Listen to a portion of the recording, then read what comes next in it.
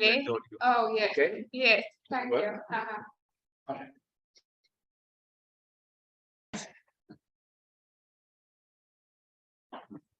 Okay, mela ħanibdew. L-ewwel ħaġa jien għandi biex ngħidulkom merħba l-gost. Illi għalkemm il-term ma tantx inkoraġġini għaliex nasanna l-jenza. Sajja, jekk ma tajja wkoll. Ovvjament nieħdu pjaċir ħafna li narakom, sfortunatament stidilna wkoll prorettur imma ma tistax tiġi għaliex ma tiflaħx. Jiġifieri imma minħabba t-temp minħabba l-Mart. L-okkażjoni għan ċarawa għan jidu forsi niftħu il-Ferra lokali tal-ċentru Malti Malta Centre Bremer. Li huwa proġett kollaborazzjoni bejn l-Università Malta u l-Università Bremer, speċifikament l-iktar bejn il-Dipartiment u l-Istitut għandu jkun isseħu l-Istitut ta' Linguistika ta' Bremen u d-Dipartiment tal-Malti tagħna u l-Istitut tal-Linguistika u Teknoloġija tagħna. Forsi biex intikom naqra ħaġa fuq l-istorja, ftit klimbis. L-idea bdiet fil-fatt fl-2000, fis-sena 2000, meta il-professur Stolz Thomas kien ikkuntattjani u beda insomma l-kuntatt u diskussjoni bejni. U mbagħad eventwalment Thomas kellu din l-idea li noħolqu Malta Centre tal-ċentru tal-Malta Bremer. Issa mbagħad jgħidilkom aktar quddiem fuq x'inhi l-idea eżattament wara u x'għamlu u bażikament ċara kien mbagħad li l-ewwel naħolqot l-Assoċjazzjoni tal-Linguistika Maltija fil-2007 kien hemm l-ewwel laqgħa tal-assoċjazzjoni. U mbagħad ftit wara eżattament għand-id-dati hawnhekk fl-2012 kellna l-ewwel ftehim taċ-Ċentru fejn twaqqaf ġifieri ċ-Ċentru Bremer. U dak kien żmien kien direttur Ħwani ta' Milleri, kien tagħna ħafna kien tagħna l-appoġġ tiegħu u min-naħa tagħhom ta' Bremen il-professur Wilfried Miller. L-ewwel ftehim kien 5 snin u mbagħad bqajna nġeddu kull 5 snin sa sena l-oħra bażikament. U sena bejna nitkellmu s-sena biex inkomplu u deċidejna li intuħ naqra forma differenti. L-idea ta' ċentru kien żviluppat u ħadmet sew, ma li kien bżonn ukoll li intuħ forsi formati differenti. U deċidejna biex anke nsaħħu aktar il-kollaborazzjoni u l-attività speċjalment min-naħa tagħna illi noħolqu din il-Ferra lokali. Qegħdin iktar nikkollaboraw b'mod attiv ma ngħidu hekk tajjeb għax qegħdin. Allura ma ftehim ġdid u ftehim ukoll ġifieri issa iffirmaw fuq is-sena li għaddiet il-professur rettur tagħna tal-Fergħa u l-istat wieħed kien hekk il-Fergħa okej minna ta' Bremen. U issa ġifieri ħloqna il-Ferra lokali illi se tisimgħu iktar fuqha. Madwar skada ħalli anki nispjegawkom x'inhi l-idea tagħha u anki però x'għamilna s'issa. Għandna finanzi li mhux ħażin, ġifieri naħseb li huwa sitwazzjoni tajba biex vera nagħmlu xi ħaġa għal Malti biex tidħol ir-riċerka u importanti kienet l-idea li bidu wkoll kif se nsemmiha. Ir-riċerka fuq livell internazzjonali, dik kienet ukoll l-idea prinċipali ta' Bremer. Riċerka fil-Malti, hemm biex dak li x-xogħol li tisir Malta ikollu qisu pjattaforma barra minn Malta biex ikun jista' jinfirex mhux biss il-Ġermanja mbagħad il-kuntatti il-konnessjoni. Hemm ukoll biex lingwisti barranin ikunu jafu bih tajjeb u li jkunu jaħdmu fil-Malti tiskanta kemm sirna nafu li kien hemm lingwisti barranin ma konniex nafu bihom qed jaħdmu fil-Malti wkoll. Ġifieri konna nafu bihom u ħarajn. Illi allora nħolqod dal-grupp tan-nies u naħseb li s'issa għandna nħossi li ħadet tajjeb l-idea u issa taħdem aktar ċarta iktar. Ma jfir tajt ħaġa mbagħad Għallejx, għalli għazet għalli ġejtu minn għajja x-xita, xil-Maltin nilubu x-xita. Ma specialment xaqni ringrazzja l-Majke u l-Thomas li ġew mill-Ġermanja f'sa din l-okkazjoni. Issa, għana kuntenti ħafna b'din il-kollaborazzjoni li issa daħlet fil-11 sena tagħha. Kollaborazzjoni sabiħ ħafna u importanti. Mhux darba li aħna l-Maltin meta nkunu fi Bremen ngħidu nalla ġejna Bremen jew il-post fejn nkunu għax kellna l-okkażjoni li niltaqgħu niddiskutu fuq kwistjonijiet ta' riċerka. Issa li ħejġi llum huwa dan li issa ħajtkellem Thomas Stolz, sew nitkellem ftit fuq Malta Centre, u wara ħsi jitkellmu Michael, Raffaello u Michela li huma ir-riċerkaturi li jaħdmu speċifikament fuq iċ-ċentru, jkellmuna fuq ix-xogħol li sar u fuq il-proġetti li naħdmu fuqhom bħalissa. Mbagħad il-projettur naturalment il-messaġġ tagħha ma tistax tgħaddi hawnhekk, ma tistax tattendi. U l-ħanamlu mbagħad ħangħaddu għat-taħlita pubblika tal-Professur Stolz fuq Special Toponymic Grammar in Maltese and beyond. So dak huwa l-pjan. Hawnhekk hawn niżel li għandu konna waqfa żgħira bejn l-ewwel parti u t-tieni parti, però kont se nissuġġerixxi li nibqgħu għaddejjin peress li bdejna daqsxejn b'għad minħabba xita jiktejjeb għal Thomas. Kulħadd għandu jibda' fidejk Thomas. Wara l-ottima tajba, għandi sorpriża żgħira għalikom għaliex qabel id-diskors tiegħi dwar iċ-Ċentru bl-Ingliż irid nirringrazzjakom bil-Malti tal-nistedina u l-merħba li tatuni. Skudawni għal aċċent Ġermaniż u bil-Malti u bl-Ingliż. Forsi fil-ġejjini nkun nitkellem itjeb bil-sinkom, pero illum għandi nuża l-Ingliż biex nikkomunika magħkom aktar faċilment. Grazie. So, now it's my turn to say something.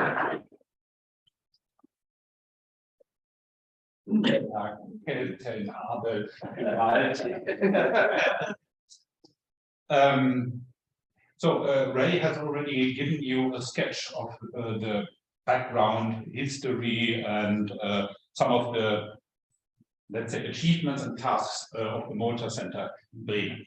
The Malta Centre in Bremen was never meant to be just an affair of my university. It was meant to be there as kind of international clearing house for all of those people who are interested in doing Maltese linguistics and who are not necessarily also part of Arabic dialectology, Oriental studies, Semitic studies. Because not everybody who takes an interest in a certain language is also an expert of the philology that is associated with this. And I also always had the feeling when I started to get interested in Maltese, that Maltese is just a kind of stepchild of Oriental studies or Semitic. It's the odd one out, sometimes a special case, and it's only there if you look through the volumes of a journal like Arabic Linguistics, you find it every once in a while, but it's also always there as a kind of interesting but not so interesting variety, new Arabic variety. So I thought, no, Maltese is interesting enough also for general linguistics. It's not only interesting for Semitic studies, it's interesting because of language content, because of the structure of the language, the socio-linguistic situation. You can look at these things from a general linguistic point of view, not only from the point of view of Arabic. So that was the idea behind founding the association. And then the association was so successful that the then rector was really pro-humanities, I have to say, at that time, decided to go to Malta for a visit, an official visit in 2010, to decide on perhaps a contract between the two universities. But he wasn't at that time convinced that this was a good idea. But then he got a welcome here at the, on Malta that convinced him of everything. He said, yes, we have to do this with the Maltese people because they're really interested, they want it. Okay, and then this is then the story follows the description of Ray in 2012. The Malta Centre was founded. Without the help of the two rectors, it would have never seen the light of day. That's clearly the case. And the idea was this center should be there to coordinate international research dedicated to Maltese, including something like creating a bibliography. Some people will talk about it in a minute, and collect information about ongoing projects and so on. And also help us establish Maltese as an academic discipline, an independent academic discipline in the German academia. There was no university in Germany where you could take classes in Maltese and Maltese linguistics, especially on a regular basis. Perhaps, I don't know, at Düsseldorf, perhaps there was once a course or something like this. But every semester, a real program in Maltese linguistics, that was the idea. I wanted to establish that as my at my university. I was half successful in a way. So I am entitled to give courses of this kind, invite people to give guest lectures and so on, but it hasn't become obligatory. So students can opt for it, but they're not forced to opt for it.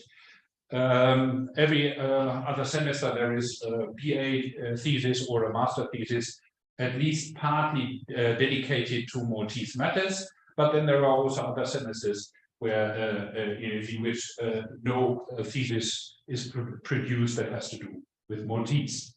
Sometimes there are 10 people attending the courses, sometimes there are just 5. So you can't really predict what happens next semester. In this semester, I taught a Frar's structure course of Maltese grammar. There were about 10 people. So that's, again, relatively good for because there's a lot of competition of other courses and people taking interest in other matters, not necessarily so-called exotic languages. So that's something like this.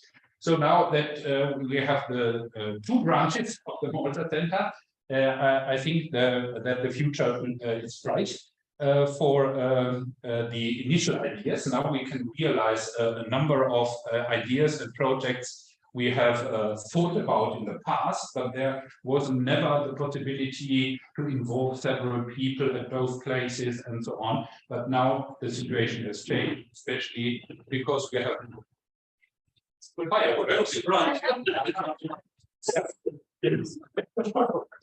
especially there are now young people who take charge of everything, the daily business, whereas the professors have to take other things as well. So I think the conditions are now met for developing the Malta Centre further. With the 2 branches, I think the future is secured for us. The contract, the running contract of the 2 universities will expires in 2025 in autumn. And if we are successful until then with our projects, I think that an extension of the contract can be secured before that date already. So what can I tell you further? In the past, and this is what we are doing now and also in the future, the Malta Centre was always involved in the organization of the conferences of the International Association of Maltese Linguistics. The first one was in Bremen, but then we moved about the European map in a way, and we will continue to do that. And the Malta Centre always had a helping hand to offer to the local organizers. And we were also involved in the publication of the edited volumes resulting from these conferences. And it's one of our major goals that we will document each and every conference, even if it takes several years to publish the volume. Just ask me some questions, so perhaps I can give you. Okay, then okay, yeah, then I can finish at this point. Thank you very much for continuing and strengthening our cooperation.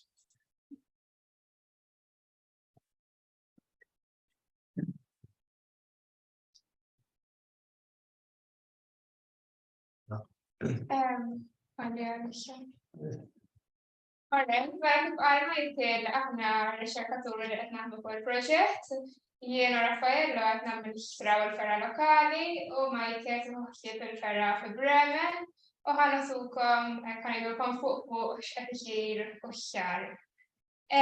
Naħseb tibqa' baxxa. Meta bdejna naħdmu fuq il-proġett, waħda mill-ewwel affarijiet li għamilna kien ippreparajna pjan ħidma li nixtiequ li jitwettaq fis-snin li ġejjin u ġorna iċ-Ċentru tal-Ilsien Malta fi Bremen. Aħna morna f'Novembru li għadda, lejn l-aħħar ta' Novembru, u meta morna fl-istess żmien fl-Università ta' Bremen kien hemm din li tittella naħseb kull sena li jsejħula Linguistic Week fejn ikun hemm diversi mistiedna professuri u letturi li jitkellmu mal-istudenti jkollhom taħdidiet u sezzjonijiet ta' taħriġ għall-istudenti. Allura meta tlajna aħna kellna l-opportunità li wkoll nkellmu lill-istudenti kellimniehom fuq il-Malta Centre u anke saqsewna fuq Malta, kienu interessati ħafna jiġu jistudjaw Malta ħafna minnhom. Allura għadna nkellmuhom ftit, u mbagħad wara li kellimniehom ħadniehom fil-kamra għax huma għandhom kamra dedikata fi ħdan l-Università u nisperaw li l-qudiem anke Malta jkollna kamra dedikata. U hawnhekk din il-kamra hija magħmra għandhom bandiera ta' Malta, għandhom ukoll il-mappa u din librerija wara sabiħa hija ħaġa sabiħa li tmur barra minn Malta u tara daqstant kodba Maltin, kemm kodba lingwistiċi kif ukoll letterarji, u ħadna lill-istudenti huma qagħdu jħarsu lejn dawn il-kodba saqsewna ftit fuq ġeneri differenti jew xi titli u awturi li laqtuhom. U mbagħad naħseb le, il-ġurnata ta' qabel propjament kellna laqgħa bejnietna.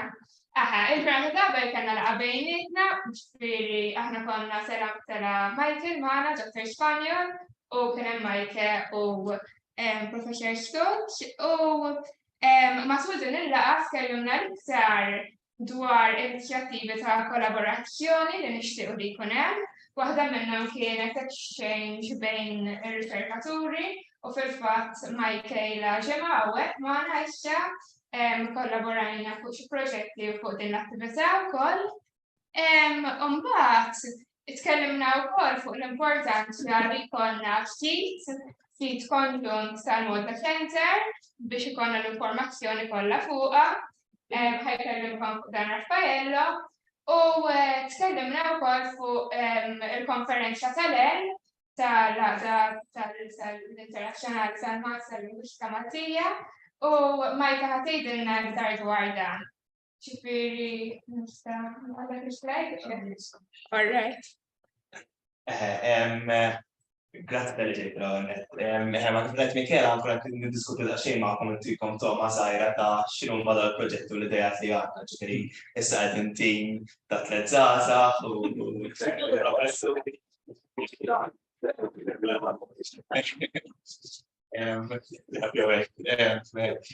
ovvjament hemm ċerti proġetti li għax nistgħu naħdmu fuqhom. Fuq il-proġetti li wkoll diġà semmi ċaġa Mikela qed bdejna naħdmu fuq sit li ovvjament jkun jisu dan il-pont fejn jitna aħna li għedin tal-Malta Centre u l-pubbliku barra li interessat fil-Malta Centre, ġifieri s-sit l-għanijiet tiegħu li jispjegaw x'inhu l-Malta Centre, li ndruhom x'sar u ma sarx, sar fil-passat, u insomma x'ħajsir fil-futur. Proġett ieħor li għandna moħħna li jkun fuq is-sit huwa din il-bibliografija. Din li traw hija s-sit li għandkom fl-Università ta' Bremen tal-Malta Centre, però nixtiequ siti ieħor indipendenti li ma jkunx jaqgħu taħt università partikolari. U nixtiequ li jkun hemm din l-għodda tal-bibliografija li tkun tinkludi xogħlijiet lingwistiċi Maltin, biex xogħlijiet li saru fuq il-lingwistika Maltija, mhux bil-fors minn nies Maltin, anke minn nies ta' barra. U naħsbu li tkun għodda interessanti ħafna għaliex anke studjużi barra riċerkaturi mhumiex Maltin u anke forsi studenti Maltin jkunu jistgħu jaraw x'sar minn awtur partikolari u x'sar fuq suġġett partikolari. U għalhekk naħsbu li tkun għodda partikolari tajba ħafna.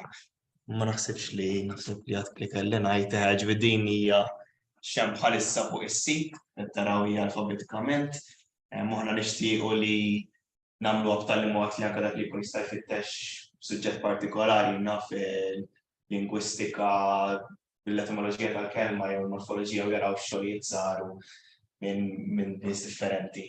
U jisa, mbagħad ovvjament hemm għodot oħra li taħsbu fuqhom, però qatt m'hemm xejn fiċ-ċert,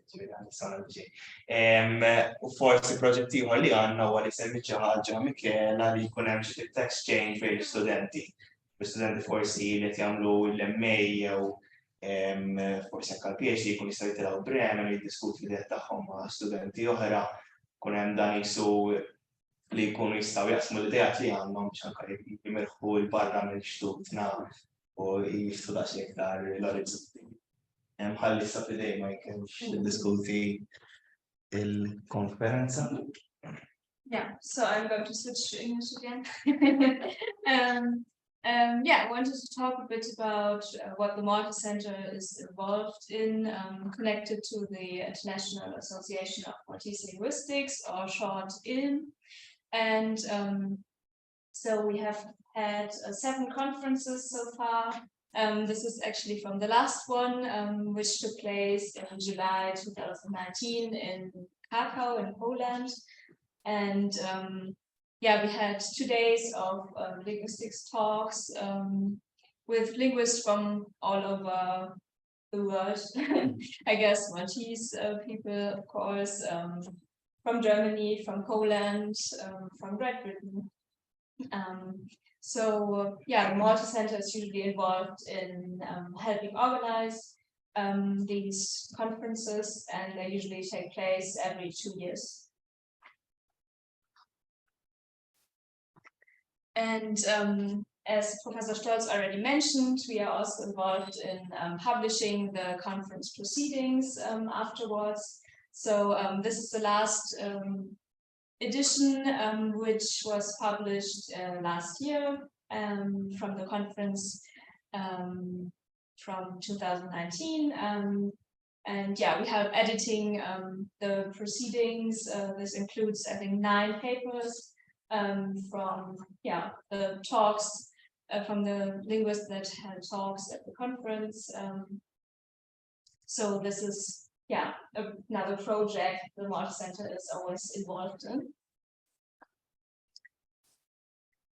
And this year we will have the 8th edition of the Linguistica Matulha. The topic is the next century of Maltese linguistics, and it will take place in Bremen, at the University of Bremen, from the 18th to the 20th of September. We already have the 2 plenary speakers, Dominique Courbet from Paris.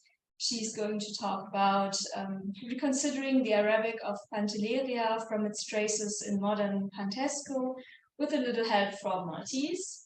And Andrei Abram from Bucharest is going to talk about Pesant's Le Regole per la Lingua Maltese and the historical phonology of Maltese. So the 3 of us, so the 2 branches of the Malta Centre, are organizing this conference, and the call for papers is open now. So we would be happy if any of you would, want to participate.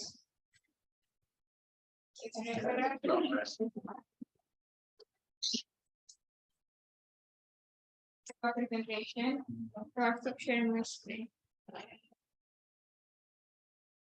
So is there any questions or things you'd like us to give interest about the centre? Or about the conference? Yes, that's right. Forse a considerare. Già, sono considerata romana. Deadline for the call is Middle of May. Just about students going to Germany and Germany becoming, rather than leaving it vague, wouldn't one try, I don't have a solution myself, but wouldn't one try to give it some more shape from our side? I could say, I don't know, for instance, maybe with the collaboration of the department, there could be some kind of provision within the syllabus, either for the BA, the general. In other words, mentioning specifically a unit which would not foresee, but make provision for precisely something like that, so that a student would have another motivation to, to try and, I don't know what possibilities there would be from your end. Can I just say that we did this actually a few years ago? But today, that was open-ended. Yes. What I'm trying to say is it would be a specific unit, as it were, which would give credit for the fact that a student chose it, and in the sector of choice, part of it involved, going to, it would be a kind of adoption to make it more. We could do the same, but only on the master's level. So for the bachelor, the program is, let's say, already too inflexible. But for the masters, there is a possibility to include such a kind of juniors conference or whatever in the program. So that's, I think the point idea, which is credited. Yes, credits. You also have some flexibility past this program. The credit, which is the credit, let's say, the 5 or right? And how many credits do we apply? 5. It's 5 yes. because for instance, I don't know, 1/3 or something. I mean, is it This is about 150 hours of workload, according to our calculations. So, but It doesn't have to be the full 5. it would be one part of it, right? if they have to write a report about it, then, Yeah. okay. But we can discuss this. Yes. As a practical. Good idea to discuss. I also wanted to say, I think the idea of a bibliography is a really good idea. There is already one, just the credit spike as well, but we want to refine it and make it more maybe accessible to the public. But Mike has already worked on one. How about Manuel Rousseau's collection titles? We know about it. Yes. I don't understand. It's like the uniform. To giving us access to the title, but we never. Manuel was always prepared to, but they never actually arrived. Okay. So I'm looking to try again. Yeah. I made a list of what's available in French. And it's public. I published it online. It's on our web, a kind of WordPress I created, just called Malta. Look at it. But yeah, it's nothing special. I mean, basically, I went through the internet and through Heidi and sort of identified what was published in French about Any information is useful. Yes. Very good. people like Owen, of course, Nico and Fatima, of course. I know, so I want to bring out this link, so we can link your website, so the show is where, so So it should be a few. I'm not speaking to hope to make it like charitable with spirituaries or have one word or maybe just for time brain. So I hope that this will be really nice and charitable. Okay.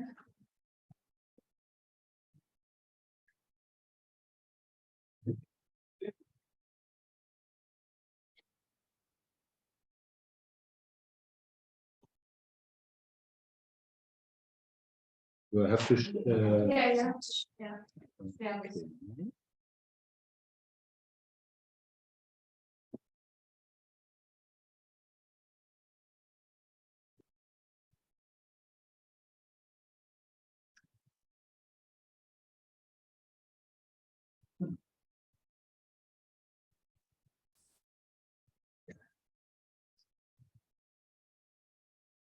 So here.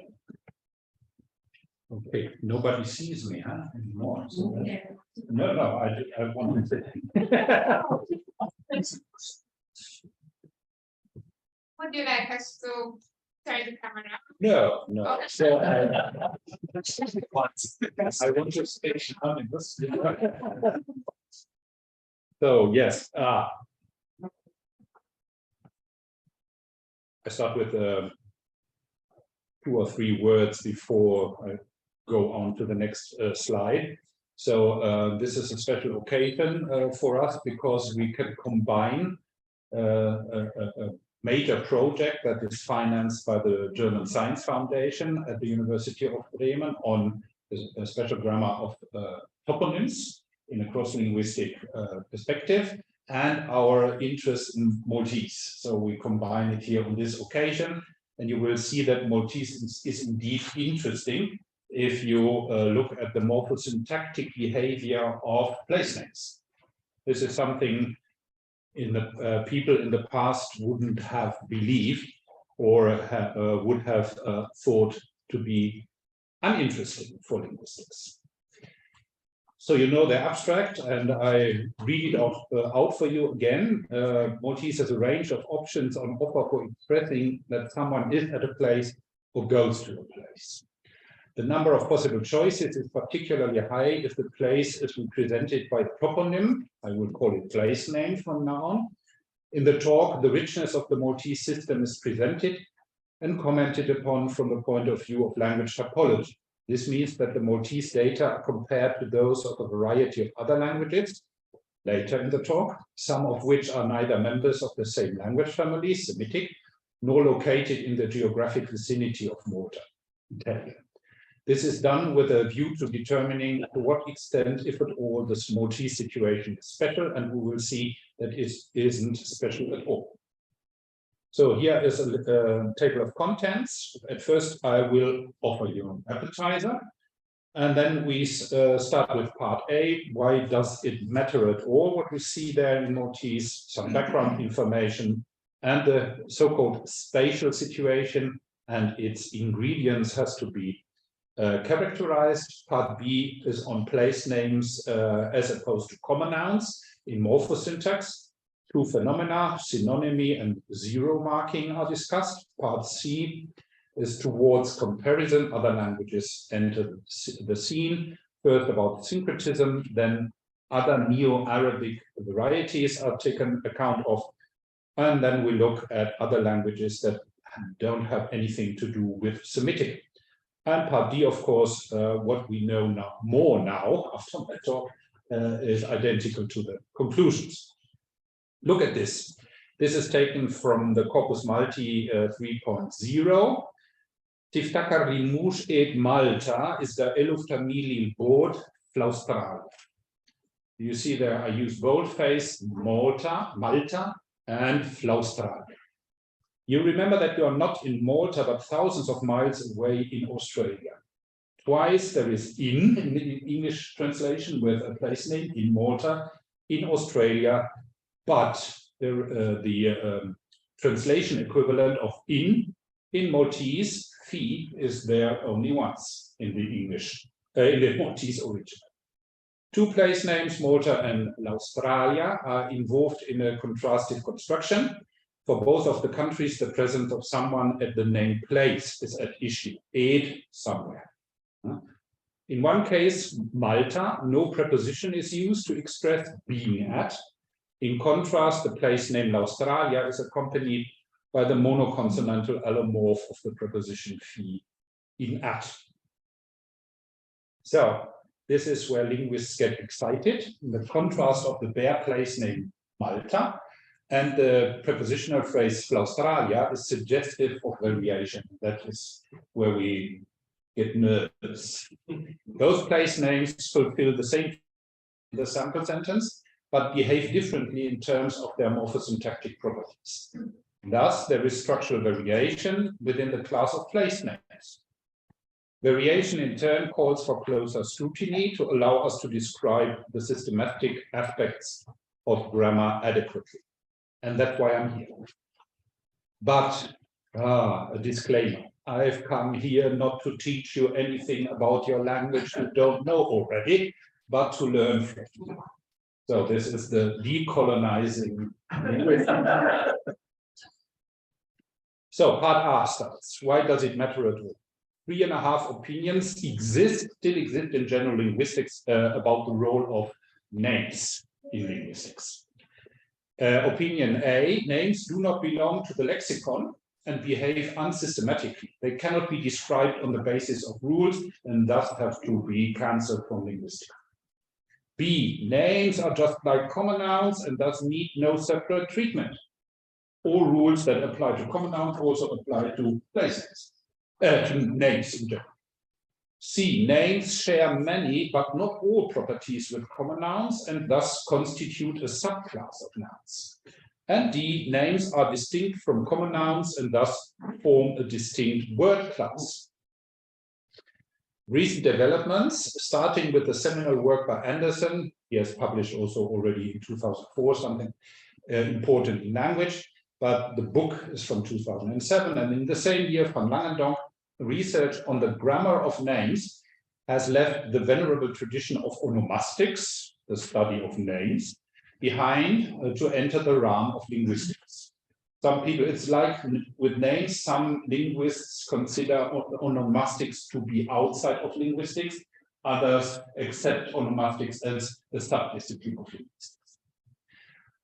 There is ample evidence from individual languages and cross-linguistically that opinions C, D capture the situation more appropriately than A and B. That is, names tend to differ from common nouns morphosyntactically. To what extent, we don't know yet, but we will see in the future. There's an article by Corinna Handschuh, last year, in which the differences between personal names and common nouns are featured. Nübling, Fahlbusch, Heuser, 3 German experts of German, therefore proposed the concept of special onymic grammar. There's a special grammar for names. The Bremen impact in this domain in several typological studies, you can see them in the references. The linguistic research team at the University of Bremen has proved empirically that names do not necessarily form a grammatically homogeneous class, so there are different classes of names. It can be shown that in many languages worldwide, personal names and place names display markedly different morphosyntactic behavior. Since the bulk of the extant studies dedicated to special onymic grammar focuses on personal names, we try to complement this strand of research by way of looking into special toponymic grammar, that is, the morphosyntactic properties of place names, which are not shared with either personal names or common nouns.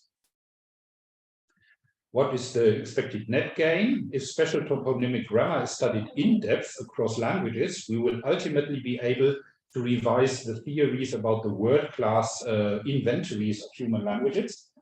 We will also know more about the extent of structural variation that is possible in the domain of nouny word classes. And furthermore, we will be in a better position to identify cross-linguistically recurrent patterns and explain them functionally with reference to cognition and or frequency of use. So, at this point, Maltese enters the scene. In prior publications by us, the Maltese facts are prominently featured. These prior investigations notwithstanding, Maltese special toponymic grammar has not yet been exhaustively covered. In this talk, I outline some of those aspects which make Maltese particularly interesting for linguists who are interested either in the grammar of names or in that of Maltese. Place names at their best like other classes of names and unlike the bulk of common nouns, place names are directly monoreferential. Most of the literature on names from the linguistic point of view are philosophically oriented and talk about reference. What is the referential task of a name?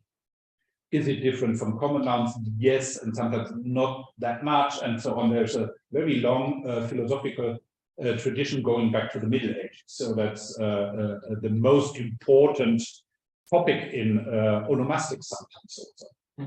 In the extant literature, certain restrictions on definiteness marking and number distinctions are frequently mentioned. Place names can't be pluralized. If they are pluralized, the reference is different. It's no longer monoreferential. They shouldn't be made definite overtly because they are already definite. In some languages, it's different, and so on. When it comes to distinguishing yet names, place names from common nouns. There is, however, a still largely unexplored domain in which place names seem to be especially prone to deviate structurally from the patterns established for common nouns and personal names, namely the grammar of space, when you talk about being somewhere, going somewhere, coming from somewhere, and so on. This domain is in the focus of what follows. For reasons of time, place names will be compared only to common nouns. So there is a huge gap for personal names. I have to do this next time when I come here. So now I have to talk about the spatial situation. It's not a special situation, it's a spatial situation. The spatial situation is a linguistic construct with ingredients. To prepare the grounds for a sketch of Maltese special toponymic grammar, it is absolutely necessary to clarify what we are talking about and how we talk about it. This means that we have to tick off a long list of by now fully established technical terms, most of which stem from the work of Talmy and Bennett, going back to the 1970s. Wherever other scholars need to be mentioned, you'll find the appropriate reference on the slides. Unless otherwise stated, the Maltese data are drawn from the Corpus Malti 3.0, and the glosses follow the Leipzig glossing rules. Here again from the Corpus Malti, Imagina li kiku Tony Blair ed Malta. You see ed Malta. In the first example, you had ed Malta. Imagine that Tony Blair would be in Malta. So now have a look at the ingredients. You have something that is called a figure, that's Tony Blair. I will explain later what the term means. There is a path, probably compositional, with ed and the preposition phi playing their part for path, and something that is called ground, and this is Malta. And then there's also something that reads place there. You will be informed about the definitions in a minute. So what is a ground? The ground is Malta in this example. In a spatial situation, the ground represents the immobile participant in relation to which the figure is positioned or in movement. So that's the background. In the foreground, the figure is moving or positioned. The figure is Tony Blair. So in a spatial situation, the figure represents the mobile participant. Tony Blair can go back to England from Malta, but Malta stays in Malta, which is positioned or moves in relation to the ground. The path, this is ed-e. In a spatial situation, the static or dynamic relation that connects the figure, is it moving or is it just there, to the ground is termed path.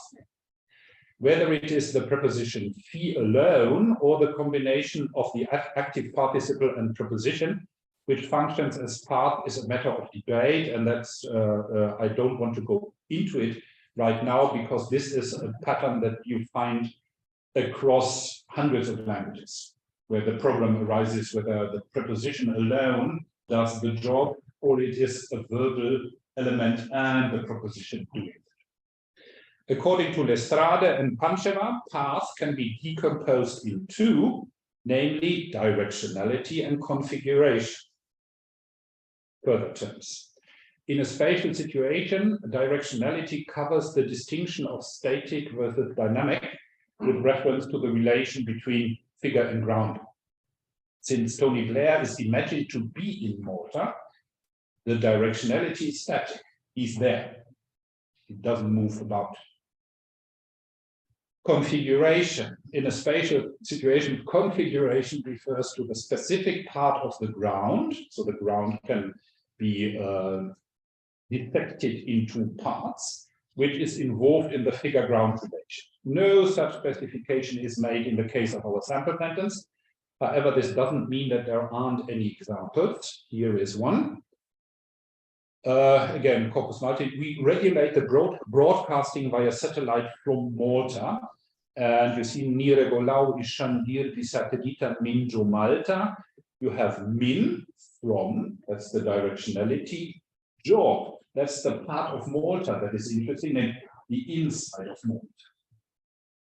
So the confirm min Malta would be okay in my view. I don't know whether you as native speakers, okay, fine. But Joe specifies that it is inside Malta that the broadcasting via satellites takes place. So further terms, general location. This is a funny concept, but it has been around for about 50 years. General location is a basic spatial category with 4 values, only 2 of which are relevant for this talk, thanks God, namely place and go. The other 2 being source and path. Another path is not the same as above. The definition of the concept is relatively vague. Nobody, Ursini knows a bit more about how to define general location, but in the original version of the definition, it remained very, very vague what is meant by general. What can be said with some certainty is that general location applies in those cases where the spatial relation is semantically or conceptually relatively simple. Place names display a propensity of behaving differently from common nouns exactly in the domain of general location, whereas elsewhere, special location or specific location, the differences are not as pronounced as that. It's in the general location domain. And this domain is very important. Place, in a spatial situation, the spatial relation of place applies if the directionality for figure and ground is static. Sounds like for mathematics. Frequently, the relation is labeled locative to cool. Paula Kinet Filcina. Paula is the figure. The relation is expressed by a static verb and the preposition. The preposition is also responsible for expressing directionality, and Filcina is the ground. Goal, in a spatial situation, the spatial relation of goal applies if the directionality for figure and ground is dynamic and the motion event is directed towards the ground. Frequently, the relation is labeled allative. Paula daħlet fil-kampus. It's dynamic because if you enter something, you have to move. The ground is the same, and you also see fil-kampus in both cases, whether the directionality is dynamic or static doesn't have an effect. So source, only to look at because we won't talk about source any further. In a spatial situation, the spatial relation of source applies if the directionality for figure and ground is dynamic and the motion event starts from the ground.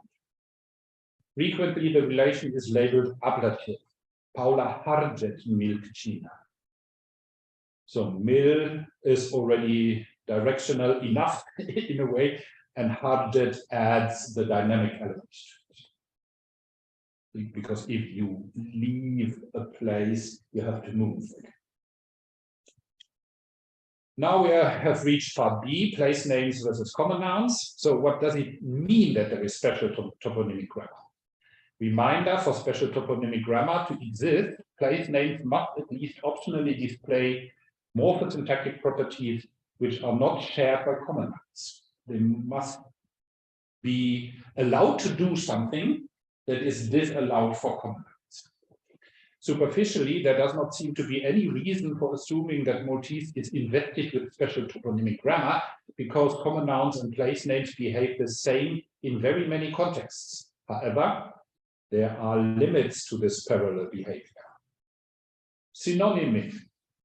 I will come back to this later. On top of all what has been said before, we also find evidence of synonymy in Maltese. There is an array of prepositions, all of which compete for being used as markers of the spatial relations of place and go.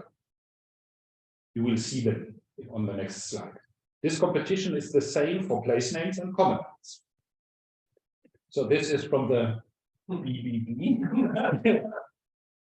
If you want to express the spatial relation of interior, rest, or motion too, you can take your pick from three prepositions: fi, jo, doa. All this is possible. Fine, and this is possible with common nouns on the left and place names on the right. I only read the Maltese versions. Common nouns: ombeti kinet fil-kampus. Kini rabu tijida haya jol-kċina, taħdem ġewwa l-kċina tal-lukanda partikolari fil-awra. And for the place names, it-tim ta' produzzjoni ta' serje televisiva Amerikana diġà jinsab Malta. Naħseb li din hija ħmerija li tinsab ġo Malta biss, u kull element ta' kapital li jkun jinsab ġewwa Malta.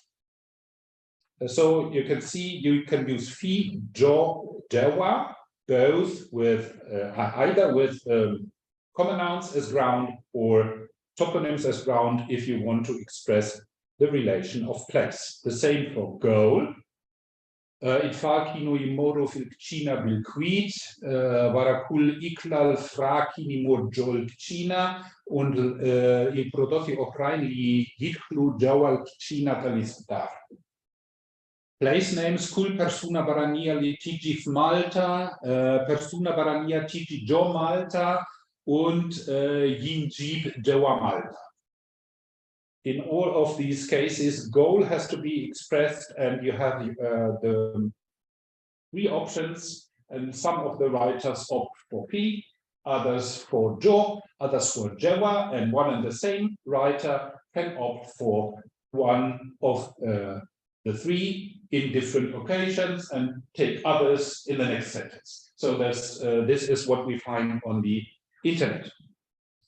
So there is, first of all, nothing to complain about. The coexistence of several synonymous expressions as such is not particularly noteworthy. One might want to ask, however, whether the competitors are fully synonymous or only partially. So is Joe really in all contexts the same as fi, and ġewwa always the same as Joe, and so on? In the former case, it would be possible to replace the one with the other in each and every context. In the latter case, the domains of the competitors overlap without being identical. This means that there must be factors which regulate the different distribution of the items under scrutiny. But we still don't know about these factors. Perhaps there aren't any. So a possibility, that's just a suggestion, general versus qualified location.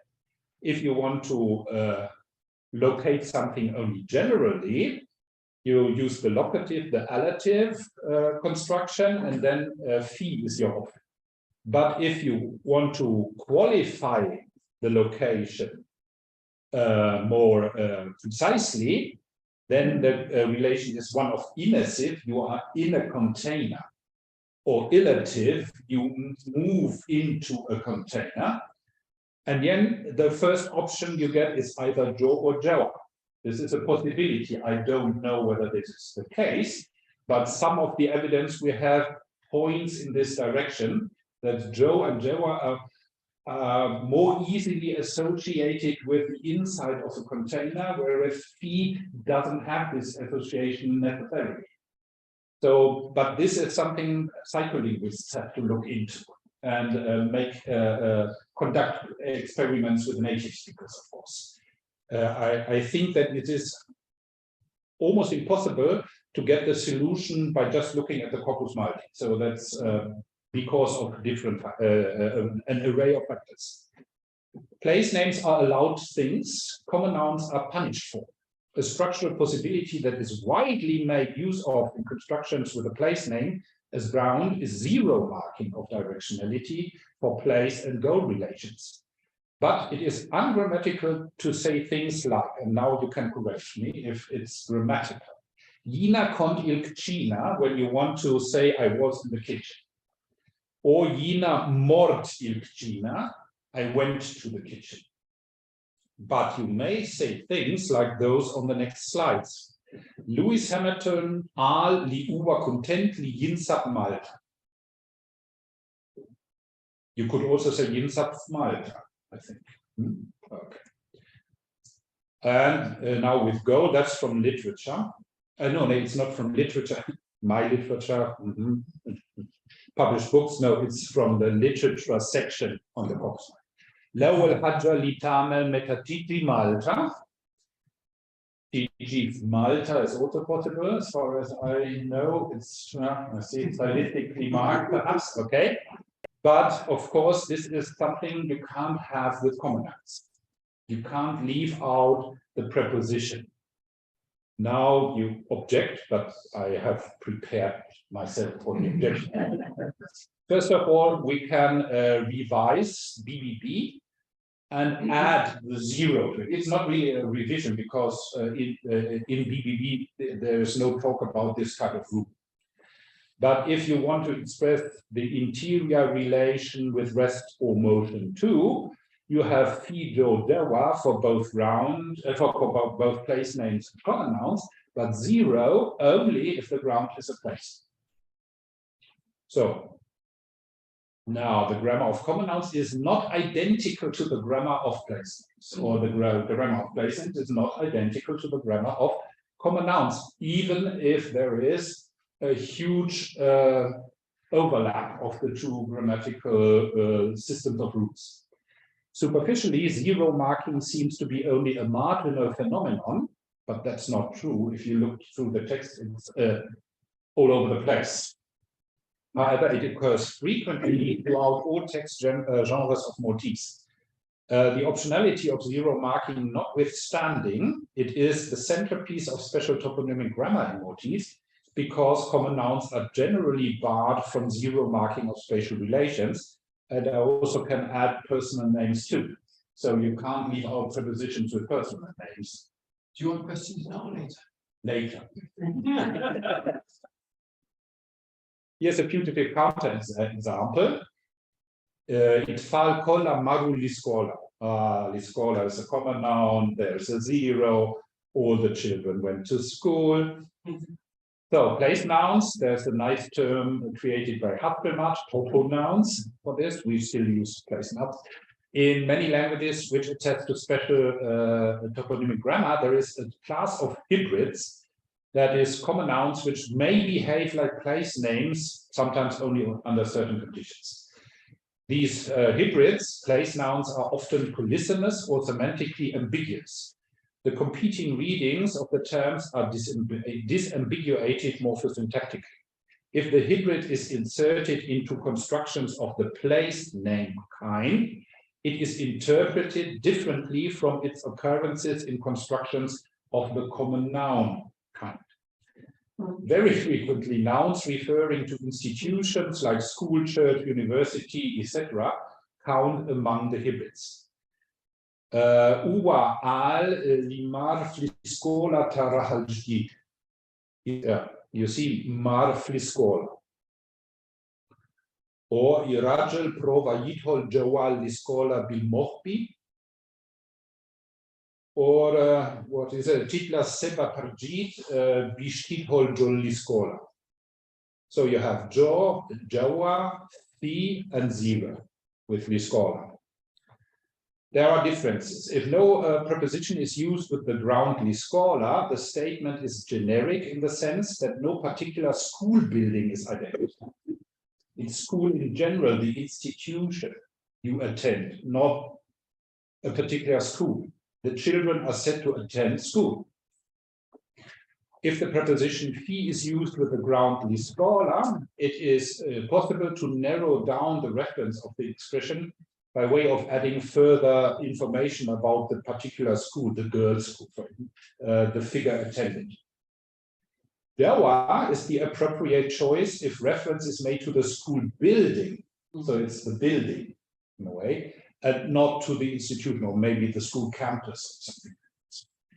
The same seems to hold, I have to be cautious, for Joe, although the evidence is not as clear as in the former case. There weren't so many cases of Joe l-iskola in the Corpus Malti.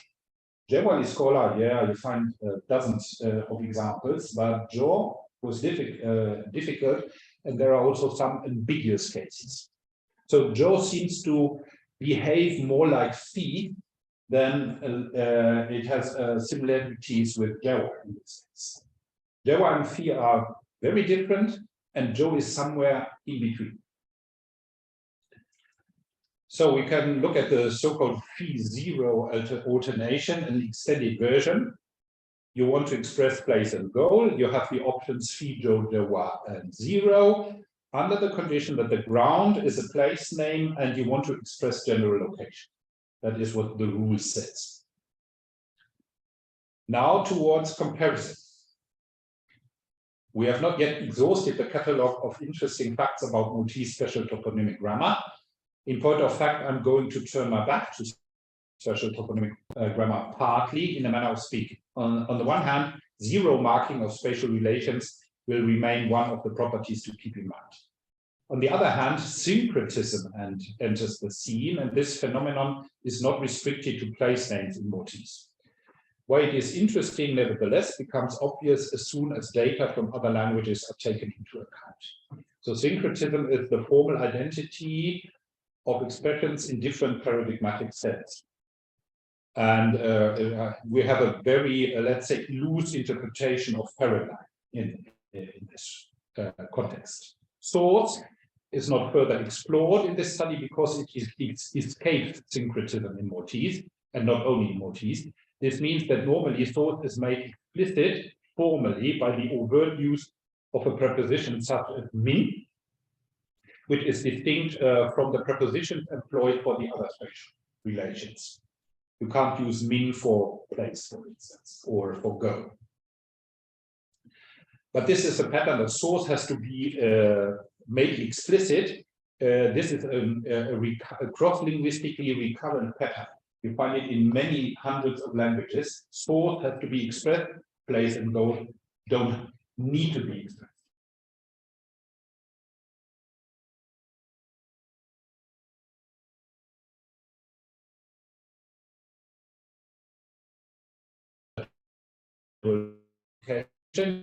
Usually employs one and the same preposition, any fi, or the task of the verb or the predicate, or the same. I can't help it. So, place expression on the left, però jien ix Malta, and the goal expression, Napoleon wasal f'Malta fl-1790 wasal fi and ix fi. That's not that exceptional. Place goal syncretism is reported globally. For instance, in Pancheva, who claims that 34% of her sample attests to this pattern, the global sample, so languages, including languages from all continents. Maltese is thus by no means alone. Still, it needs to be determined whether Maltese shares this property with its next of kin and or its next door neighbors. Moreover, it is necessary to situate the syncretism in the wider context of the Maltese grammar of space. So now we are talking about an almost pan-Arabic preposition. According to Prohaska from 1993, the classical Arabic preposition fi has been preserved in the vast majority of the Neo-Arabic varieties. And he has checked that for 127 village varieties, from Uzbekistan down to Nigeria. So that's really interesting, but there are perhaps some gaps. Where it is attested, its primary function is to express location in space, that is place, as in classical Arabic. But something went missing from classical Arabic to the Neo-Arabic varieties. As to the fate of classical Arabic li or ila, Prochaska states that, now a German quote, die klassische Grundbedeutung, nämlich die Angabe einer Motion, das eine German Motion, an einen Ort wurde in den Dialekten teilweise zurückgedrängt. Dies geschah insbesondere dadurch, now the important part, dass in den meisten Mundarten die häufigsten Bewegungsverba, wie zum Beispiel die Versprechungen von gehen, auch ohne Präposition konstruiert werden können. The most important thing is that he assumes that these prepositions of classical Arabic have been lost in a number of varieties, of Neo-Arabic varieties, is causally connected to the possibility to leave out the preposition with certain motion verbs. The author concedes in a footnote that this might be the retention of an archaic construction, which is attested occasionally also in classical Arabic. So again, triple B, or the big black book. Two quotes: the preposition lil, to precedes an indirect object, place nominals signifying motion towards occur without the preposition. However, in the case of a few place nominals, the occurrence of lil has the effect of giving a personified or somehow abstract interpretation to the place noun. And the preposition nil is used with animate indirect objects which express the goal of movement. So there is goal in it, and movement is in it, and the absence of the preposition is also mentioned here. Yes, I know, of course, that there is this il as a kind of, let's say, prefix to adverbial expressions like il bara, il bod, il fu, il listfel, il udim, and so on. But you won't find il on its own. It's always part of a combination.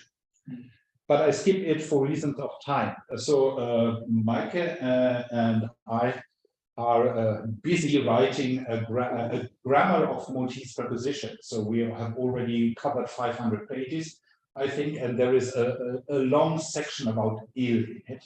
And I don't like to come back to it today because I have to face it again in a month from now. So let's keep it like this. Back to Prochaska. One of the factors which renders the Pan-Arabic picture particularly colorful is the replacement of classical Arabic ila with ala on, especially in the eastern branch of the Neo-Arabic varieties. The employment of Maltese al to mark goal in spatial situation escapes the author. Prochaska has Maltese in his sample, but doesn't notice that al is also used in spatial situations. He notices only the benefactive function to the benefit of the Maltese preposition. But you have things like this: importam madwa erba mia u 30 gramma heroina min tripli al Malta. It's not for the benefit of Malta. Yeah, perhaps. So now let's have a look at another language, modern standard Arabic, about place from writings, reference grammar. The preposition fi is an essential locative preposition in Arabic. It can be used to express location in space or in time, as well as figuratively. It may translate as add in or on, depending on context. So here with a place name in Cairo, fil hirati, in Cairo, fi, that's something we would also expect for Maltese, but then for goal, li comes up, which is no longer used as a spatial preposition in this sense in Maltese. With the meaning of to, li may be used with persons or places. When used with places, it conveys much the same directional idea as ila. With persons, it may express directionality, proximity, benefactive, or dative relationships.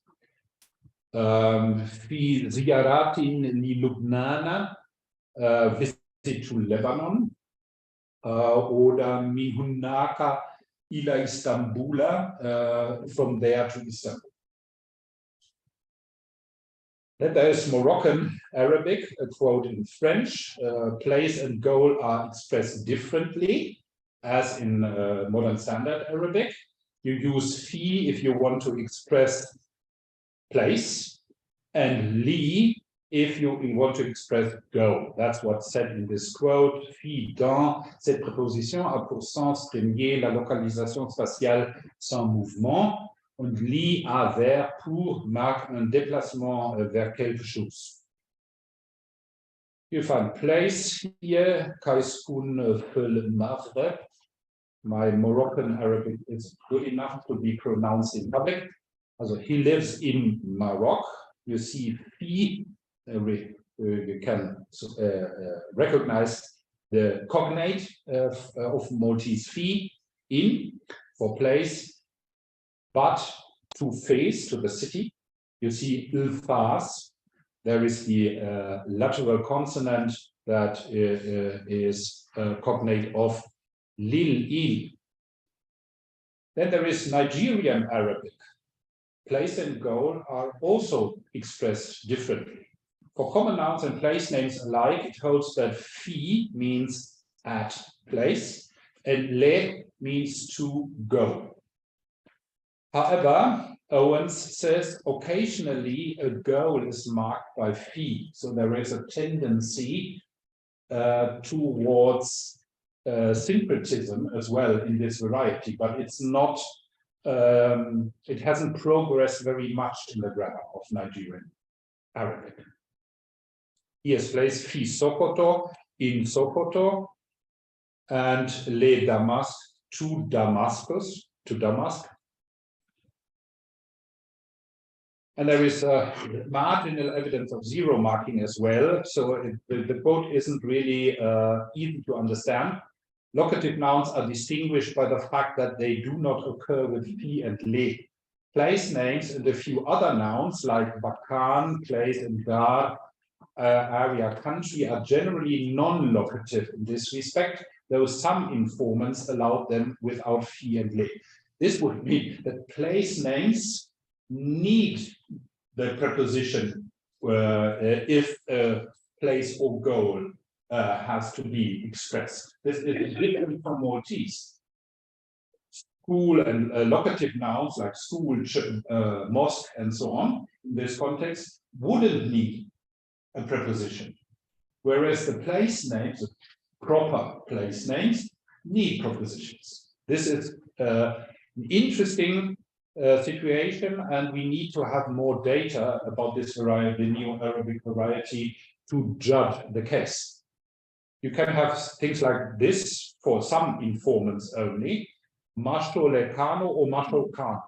This would be like Maltese, they went to Kano with or without preposition. But according to the quote, this is not generally accepted by all speakers of the variety. Then Sudan colloquial Arabic, the somewhat outdated grammar I consulted, it has 80 years of age. To get information about this Neo-Arabic variety, keep silent about the issue at hand. However, in the texts which accompany the descriptive parts of the grammar, there is no evidence of zero marking at all. Each and every instance of place and go relations involving place names and ground is equipped with a distinct prepositional relator to mark directionality. So there are several cases of place names, and there's always a preposition accompanying the place name. Like Fis Sudan, in the Sudan, the place, and L-Khartoum, to Khartoum with the le preposition. Cypriot Arabic, once again, the grammar I consulted to get information about this Neo-Arabic variety keeps silent about the issue at hand. However, in the texts which accompany the descriptive parts of the grammar, there is evidence of zero marking. The other, in the Sudan, there's always overt marking. but in Cypriot Arabic, I would say there is always zero. Several instances of place and go relations involving place names as ground lack a distinct prepositional relator to mark directionality. You find it here in this sentence, Anna Kafvati Mayapati Limtine. Medina is Nicosia. There is no preposition. You see the zero sign there in Medina, in Nicosia. And for goal, the same place name, Ushfe Gina Limtine. No preposition, the green zero is telling you that we gradually came to Nicosia. This is like motif, yeah? Whereas the Sudanese variety is not like motif, and the Nigerian variety either, and the Moroccan variety either, and so on. This is only a fragmentary list. Of course, there are many more Neo-Arabic varieties that should be looked into. A small number of cases notwithstanding, the data from a handful of other Neo-Arabic varieties suggest that by no means all sister languages follow the same path as Maltese. So Maltese is special somehow. On the other hand, zero marking of spatial relations with toponymic grounds, place names as ground, is not at all uncommon across the Neo-Arabic varieties. It pops up at different places. The situation is not much different if we look beyond the immediate family relations of Maltese, and now I hurry up a bit. Wave, Mesoamerican language. Juan is Oaxaca. It's the place name. Oaxaca is a city in Mexico. Juan is Oaxaca. But if you want to say Juan is in the house, Juan al-Tinden, you have to use T, which is a preposition. You can't drop the preposition, and you can't use the preposition with Oaxaca. So the place name requires a different morphosyntactic frame from that of the common noun. Yehi is a Bantu language of Cameroon. Ndatienda Angola. I'm going Angola. Angola is a country. Yeah. But if you want to go to the forest, forest is a common noun. In Shumwe, you have to use a prefix, and that's not the class prefix of the noun, but is a locative prefix, a locative class. Then you have a Queen Shumwe. In Shumwe is the noun with its class prefix, and then you get the additional spatial relator quer there, and it must be used, and you can't use quer with Angola. Angola doesn't allow the use of a preposition, of a marker, and in Shumwe requires the use of the additional marker. Nepali, the teacher sent a book to Mysore, and the teacher sent a book to the library, and you see the place name Mysore is without a suffix. That's a case language, so you have locative cases, an array of locative cases. For the library, however, you have to use the inessive inflection. There must be a case marker on the noun. You can't use the case marker on the place name, and you can't leave out the case marker on the common noun. Kuairi, that's a language from Papua New Guinea. It wasn't easy to find examples, so yes, it wasn't really easy. So there's a place name called Moresby in the language. The place name is Era.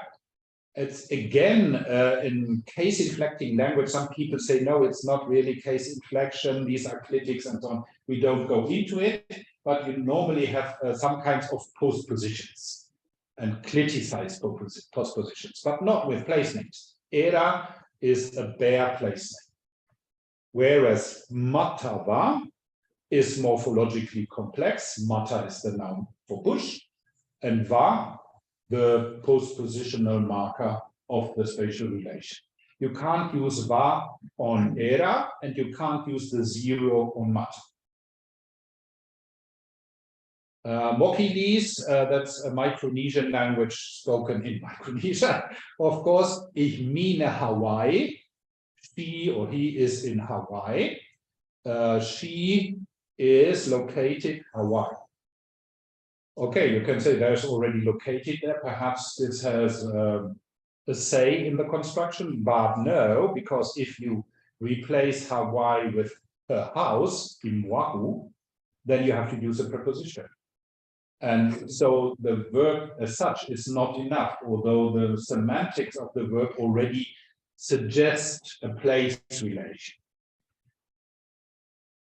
So you can find patterns like this on every continent.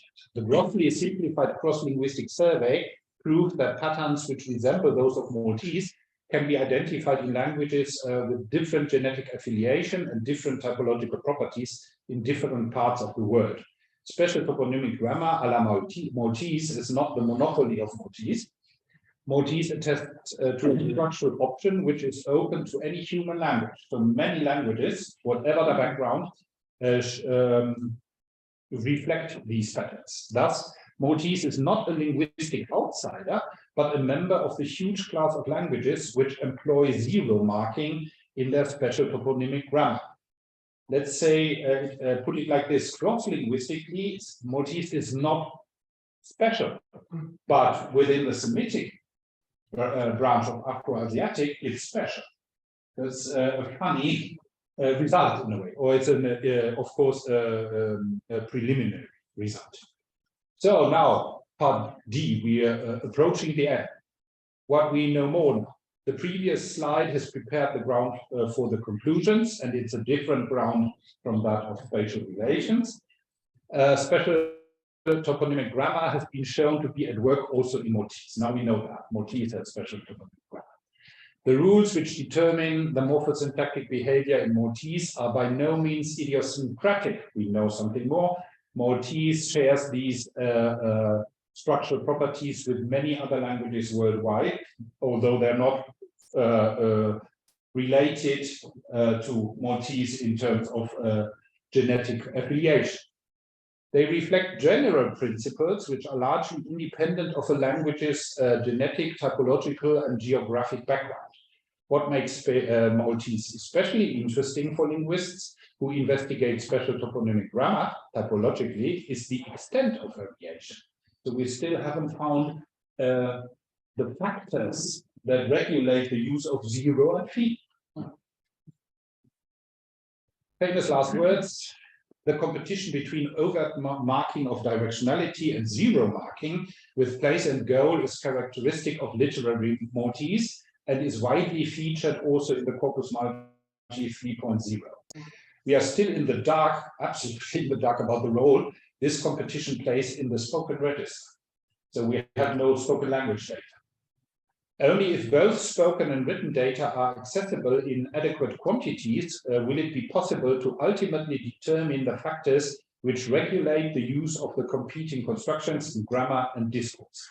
I can't help speculating that this is the point where at least a couple of topics for theses could come to people's mind. Thank you very much.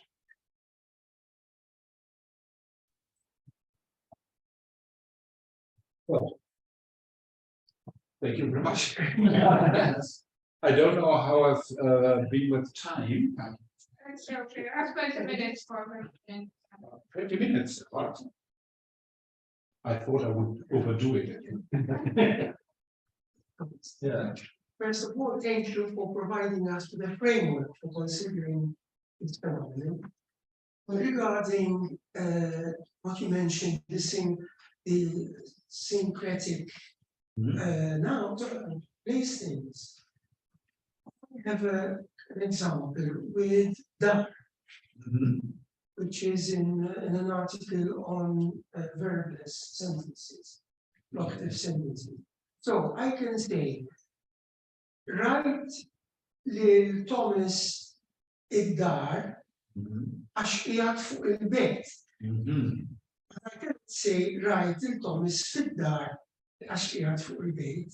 Yes. So there is containment there, which is Because I think the zero marked da is the same that you can use with the possessive suffix. It's my home. And it can also be, let's say, be used metaphorically or metonymically. It's not necessarily the concrete house building. Whereas the other refers to the object, and you have to know where the person is. If it is he, it's inside, of course, and yeah, I think there are other connections with other phenomena in the Maltese grammar, which at first don't come to mind, but the possessive inflection, for instance, can be used to distinguish concrete and abstract meanings in Maltese, as far as no. I wanted to say something to this, because I think you mentioned also that things like the scholar or team tend to be generic. Yeah, But actually not necessarily. So if I say it-tnedija, I'm referring to a very specific shop, not any shop. The difference I see here is that we'll probably in English translate it with at rather than in. So the idea that at is you are at the place, you're not necessarily inside the place. You can say for your job. So that's So it is you're not kind of committing yourself whether you are inside or outside. Yeah, that's in connection with the. And it, in this case, is Hanut has it a specific reference, or is it has specific reference? Yeah. And it's a Hanut that is also known by the other. Okay, then of course it's treated like a name. These, let's say, the places where you go regularly or where you are expecting to be or go, like you use words like also in German, like Vater and Mutter, so father and mother. You can use them as generic terms. This is the father of someone, but also as a term of address, and then it has become name-like. And I think the same happens with these common nouns used to designate places. If there is a kind of let's say established tradition or regularity, then it is the name of this special place. It's not any Hanut, it's this particular. But also, I mean, in English, you cannot say he's at the room. You have to say he's in the room. In the room, yes. You can't say at-camera, at-fil-kampus. Yeah. So there's definitely parallelism there, which in English is expressed by, at and in Maltese by zero and P on daughter. I was thinking about the difference between having a part of a building. So I don't know how the other speakers share this with me, but zero is not possible for part of the house. So it's not possible to say iċ-Ċentru or right? So this is not related to what Albert was saying. Yes, here's a suggestion for future cooperation. My research group and people from Malta can team up for a kind of experiment with native speakers without involving linguists as informants. So native speakers, perhaps with academic background, but not in linguistics. So 10 to 20 people, and ask them, not really ask them, but conduct tests with them, and then see what happens. So perhaps we can formulate our working hypothesis before, and then check whether it turns out like this. I'm pretty sure that we will not have a yes and no situation, but a kind of continuum. Some people accept sentences, others. If I may, just another 2 points. First of all, some of your remarks on Joe and Joe, frankly, I found those examples a bit, I am hesitant in my acceptance of them. I don't know about other speakers. I was more comfortable leaving the last. I don't remember the exact examples now. Oh, yes. But with Joe, which got from the office. And the other thing is about Lily. And I worked a bit on Lily, and I am fascinated because there is a kind of continuum between the concrete use of lil as a directional preposition, and then it goes into all sort of abstract stuff.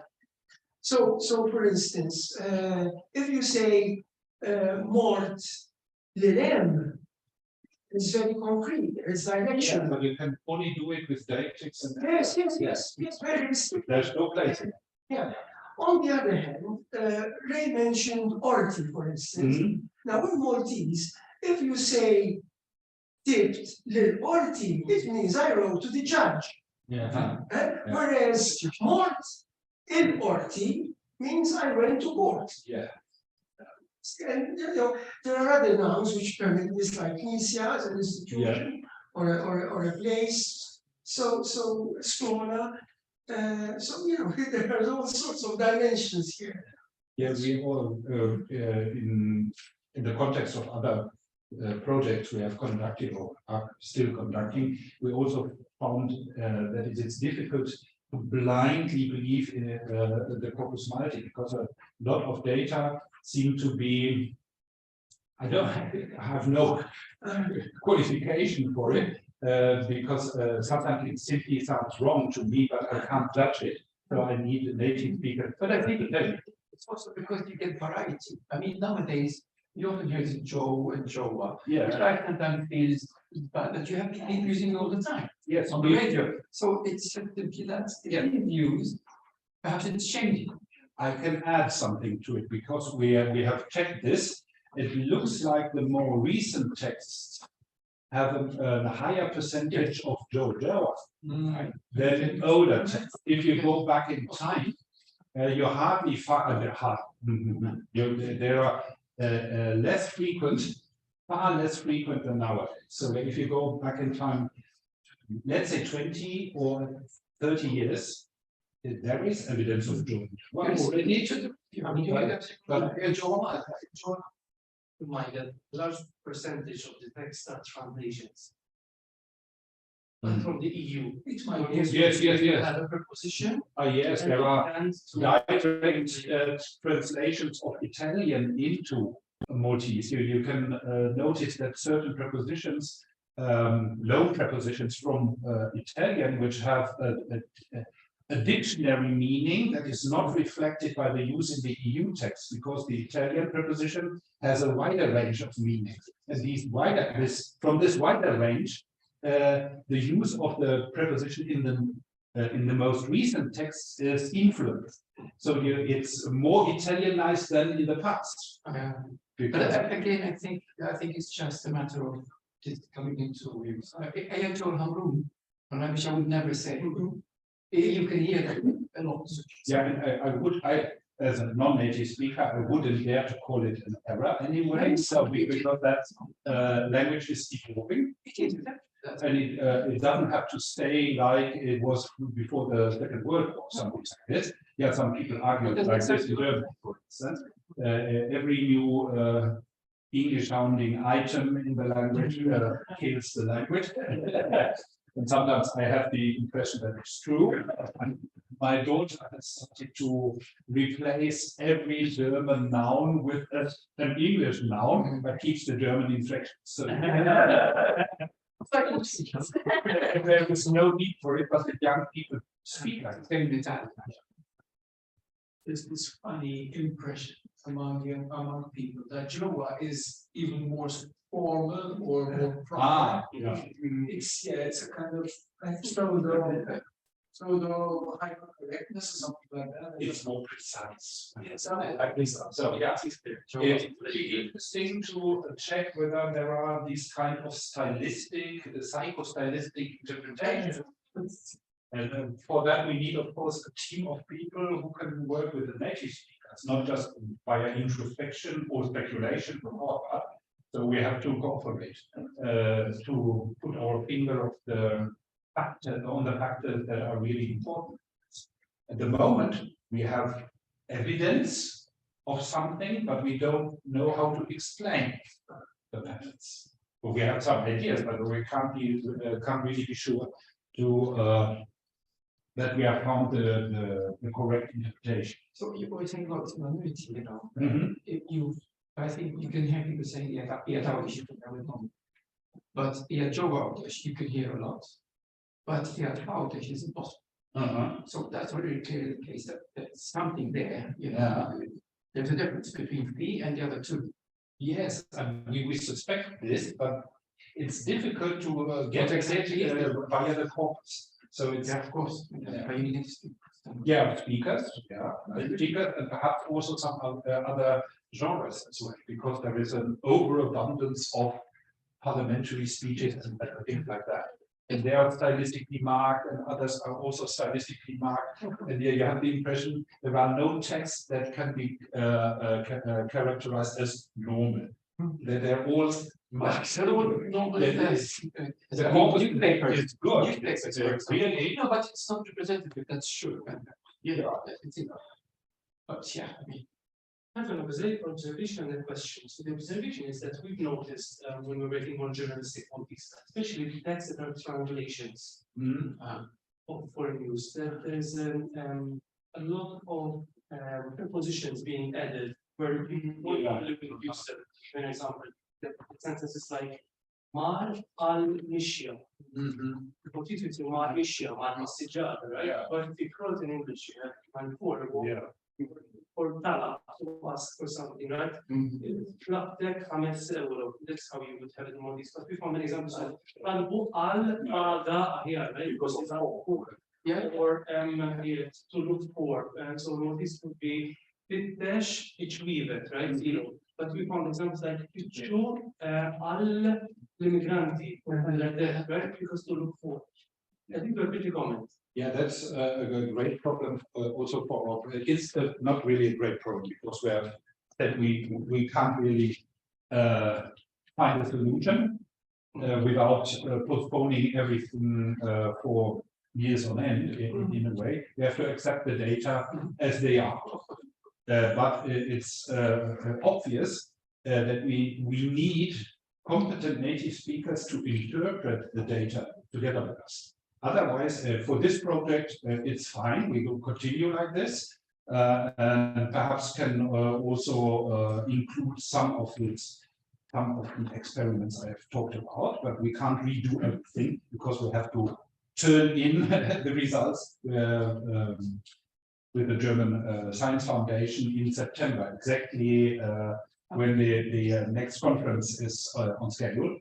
So we have to hurry up in a way, but we have noticed on this project that we can't simply take the data from the corpus Malti at face value. It's impossible. There are many data are correct, yeah, but then you find a lot of interesting, they look interesting, and then you get your doubts or second thoughts about them because it really means that this is the correct construction. It sounds like Italian, it sounds like English, or in other sentences, nothing like that is used. So this keeps our minds too busy in a way to finish the project properly. So we have to declare that the Corpus Malti is taken as is. But for future projects, we need this cooperation to have your native speaker. With any corpus, that's the case. You cannot simply rely on a corpus. You need also to complement the corpus with native speaker intuition and other, perhaps, context. Even what linguists from the construction grammar can deny, we also have to conduct psycholinguistic experiments and grammatical acceptability tests. I have never understood why they said, no, this is the work of the day. Yes. The more the better, right? So I mean, you're getting it from different perspectives. Yeah, of course. Let's talk about the curse here, not this work. This is triangulation, you know. And Thomas, my question was this. So there is one very special. Yeah. I have to come here because we may. Now, earlier you mentioned I think there was a limit. Constantly pronominal, like it. So for instance, while you can say flip-cola or drink-cola, you still need to say Jofia. Yeah. There's no Yeah, we have a chapter about this in our. Yes, and other limits such as Fia is impossible, but Jofia is why is that? Yeah. I don't I don't like it. so please then. We have observed the phenomenon, of course, and it serves in our grammar, it serves to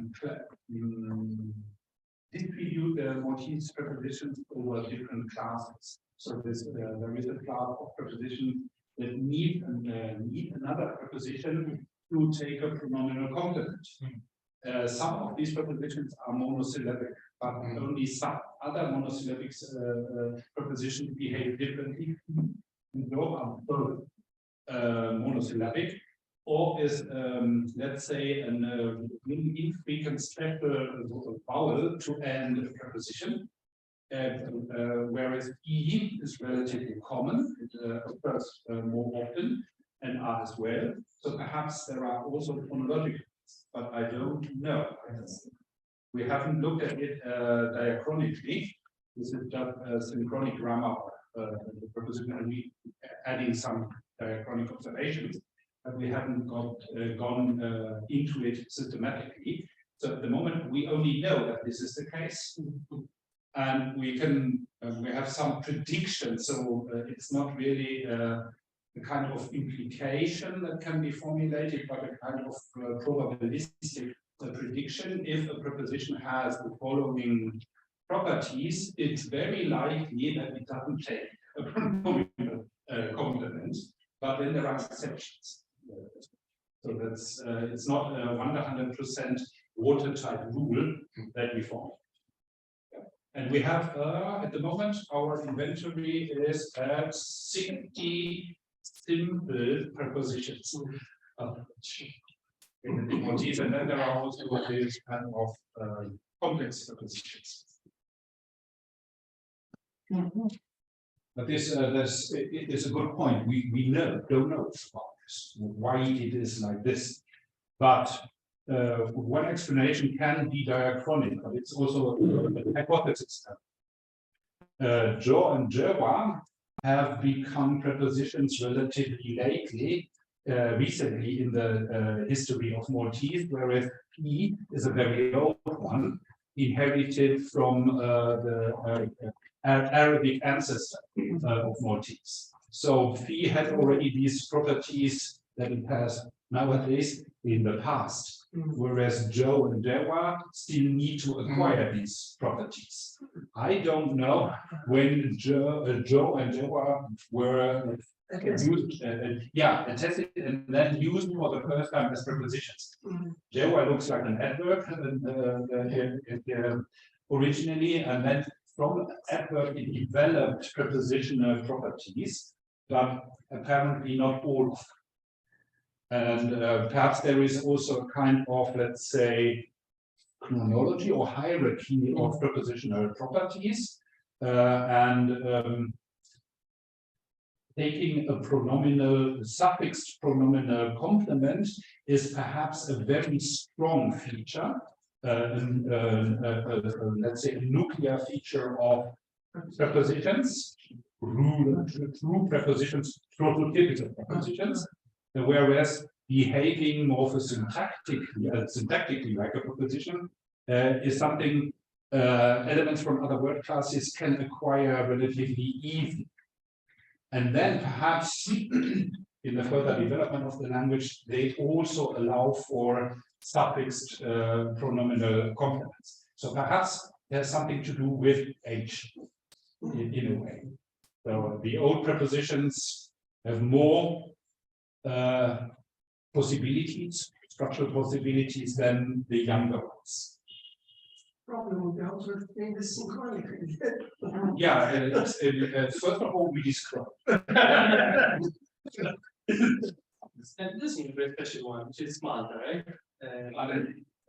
So the toponym Malta, take own often. So you have here own Malta, How does that fit? Or I don't think it can be used with those. No, I don't think it's used. So it's very common. So how does that fit? I think it's pretty common. I think most widespread. It's a preposition use, yeah. Yeah. Malta ma għamlux hekk. But is it a subset of zero? Yeah. In our interpretation, noun would be just adverbial form, dialectic. Yes. Yeah. But this is practice. Not right. I think it is like your job. But means Can you use it if you're in essays or if you're I still think it is addictive. That's you couldn't say, oh, Malta, you're in Australia. I don't know. No, you couldn't. That's really so another problem. Yes. Okay. But normally noun has a binary forms of binary parallel. No, you can say oh Malta, but if you're in Australia, you can say oh Malta. Yes, can you say so it's very special. And so let's say it's already on its way towards a status of preposition, but it hasn't advanced much because you just can't do it with Malta. There's no other ground noun you can use. That's very special. Another, yeah. Take note. I did another myself a problematic case is the use of lura. To come back to a place. Lura sometimes because it's if you use lura. Like you can say Joel or everybody, but you can't say Joel while you're outside. Like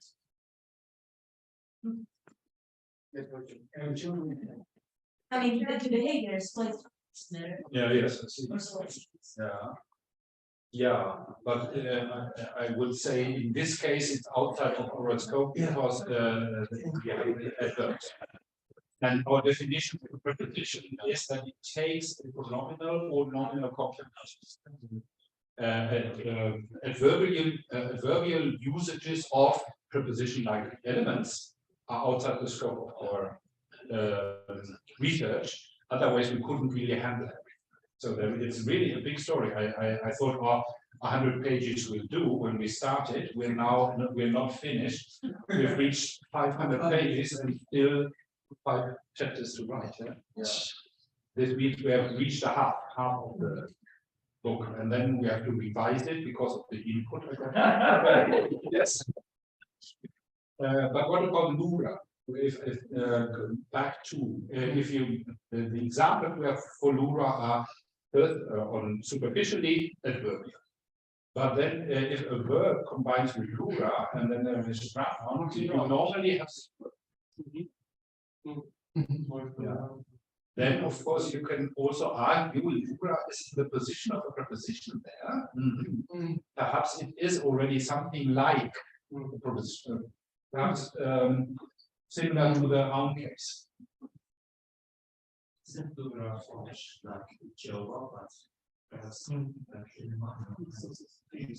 il-wara.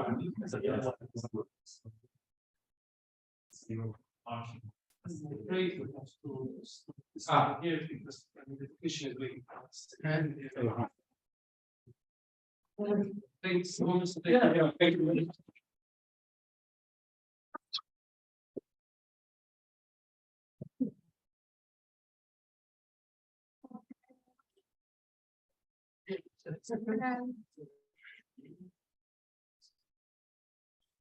Maybe